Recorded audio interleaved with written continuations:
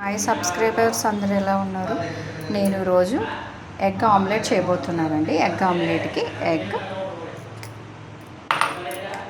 Salt, పసుపు, chilli అండి, పచ్చిమిర్చి, జీలకర్ర, ధనియాల పౌడర్.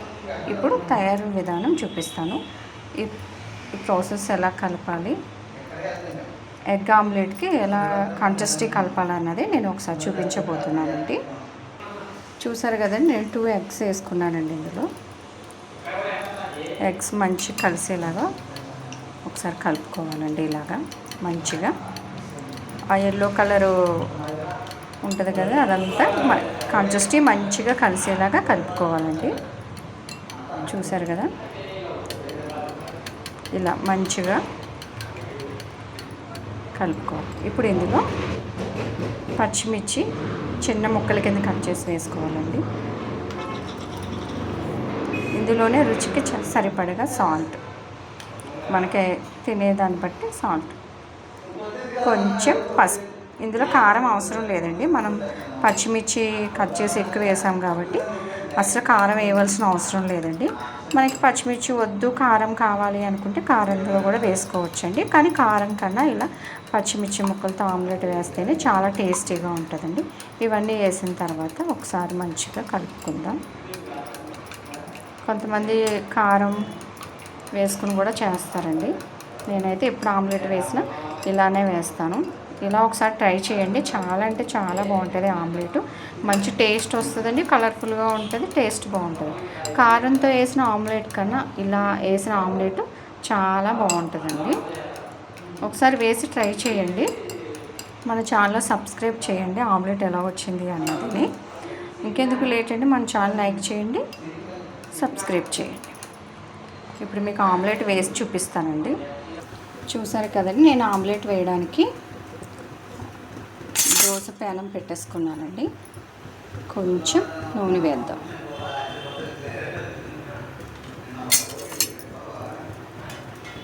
ఆయిల్ వేసిన తర్వాత ఒకసారి ఇలా స్ప్రెడ్ చేద్దామండి. ఇలా స్ప్రెడ్ చేయడం వల్ల ఆమ్లెట్ మన రేక్కి అంటుకోకుండా ఉంటుంది అన్నమాట.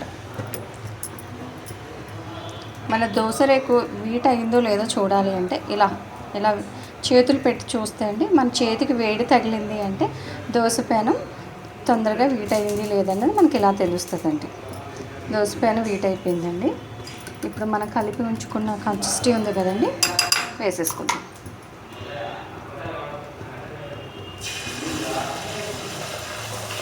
చూసారు కదండి, నేను చిన్న చిన్నగా వేస్తున్నాను, 2 ఆకుల కింద ఒకటే వేయకుండా. మీకు ఆమ్లెట్ మంచిగా కాలాలండి. పచ్చిమిర్చి వేసాం కదా, మంచి కుక్ అవ్వాలి. మీడియంలో పెట్టండి గ్యాస్, చాలా బాగుంటుందండి ఎగ్ ఆమ్లెట్ అండి. మంచి టేస్ట్ ఉంటుందండి. కారంతో కన్నా మన పచ్చిమిర్చి, జీలకర్ర, మిరియాల పౌడరు రెడీ చేసుకొని పెట్టుకొని ఉంచుకొని అందులో ధనియాలు కూడా వేసి ఒక డబ్బాలో స్టోర్ చేసుకున్నారంటే ఇలా ఆమ్లెట్ వేసుకున్నప్పుడు మనం తొందరగా ఒక స్పూన్, ఒక హాఫ్ స్పూన్ కలిపేసుకోవచ్చండి. మనం ఎన్ని ఎగ్స్ వేసుకుంటే దాన్ని బట్టి మనం పొడి అన్నది వేసుకోవాలండి. 2 ఎగ్స్ వేసాను కాబట్టి హాఫ్ స్పూనే వేసాను. 3-4 ఎగ్స్ వేసారంటే మాత్రం ఒక స్పూన్ మాత్రం ఖచ్చితంగా పట్టిద్ది అండి. మిరియాల పౌడర్ వల్ల ఆమ్లెట్ అన్నది చాలా మంచి టేస్ట్ అయితే వస్తుందండి. నేను ఎప్పుడు ఆమ్లెట్ వేసినా ఖచ్చితంగా మాత్రం మిరియాల పౌడర్ వేస్తానండి. ఒకవేళ జీలకర్ర, ధనియాలు లేకపోయినా మిరియాల పౌడర్ అన్నా నేను వేస్తానండి. ఇందులో కావాలంటే ఆనియన్స్ కూడా వేసుకోవచ్చండి. నేనైతే ఆనియన్ వేయట్లేదు, ఓన్లీ పచ్చిమిర్చితోనే చేస్తున్నానండి నేనైతే. మీకు చూసారు కదా ఆమ్లెట్ పైకి ఎంత మంచిగా లేస్తుందో. ఆమ్లెట్ ఎప్పుడు కూడా అంటే ఇలా మంచిగా పైకి లేవాలండి. మీడియంలో పెట్టుకోండి మంట, ఎప్పుడు కూడా హైలో అన్నది అస్సలు పెట్టొద్దు. చూసారు కదండి, ఆమ్లెట్ చూడడానికే మనకి మంచి కలర్ఫుల్గా కనిపిస్తుంది. టేస్ట్ కూడా చాలా చాలా బాగుంటుందండి. కొత్తగా ట్రై చేసే వాళ్ళు ఎవరైనా సరే ఎగ్ ఆమ్లెట్ని మాత్రం ఇలా ట్రై చేయండి. వేసిన తర్వాత టేస్ట్ ఎలా ఉంది, ఎలా వచ్చింది అన్నది నా కామెంట్స్లో మెసేజ్ చేయండి, మర్చిపోకండి. మంచిగా కుక్ అయ్యేలాగా వేయండి. చూసారు కదా, నేను ఇంకా తీసేస్తున్నాను. చూసారు కదండి, నేను ఒక ఆమ్లెట్ వేసేసి ప్లేట్లోకి తీసేసుకున్నానండి. ఇప్పుడు రెండోది కూడా వేసేస్తున్నాను.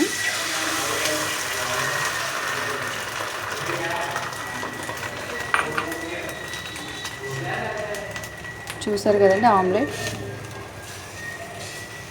మనకి కొంచెం ఇంకా పెద్దగా కావాలి అనుకుంటే మనం ఇలా కూడా చేసుకోవచ్చండి.